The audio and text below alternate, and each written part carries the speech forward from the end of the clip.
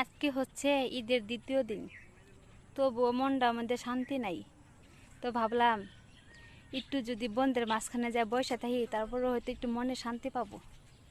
দেখেন কই আসছি, বন্ধের মাঝখানে আসছি, তারপরেও মনে শান্তি পাইতাছি না। চলেন দেখি কোথায় গেলে শান্তি পাবো। দেখেন এটা জঙ্গল, পুরা জঙ্গল। এখান থেকে যদি একটা শিয়াল বাড়ায় যদি আমার কামড় দেয়, তারপর আমি চিৎকার মারতে পারবো না। সত্যি সত্যি আমি কিন্তু এই জায়গায় আসলে ভয় পাই।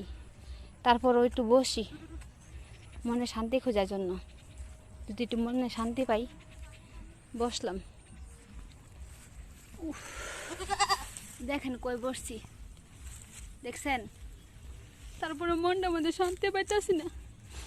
দেখেন আবার ভাবলাম এই যে একটা ছাগল আছে, আমগরে একটা ছাগল, তো ভাবলাম এই ছাগলটা নিয়ে আসি, যদি একটু মনে শান্তি পাই। আরে ভাইয়েরা, মনে শান্তি পাবো কেমনে? আমার তো একটা মনের মানুষই নাই, এখানেও তো মনে শান্তি পাই না।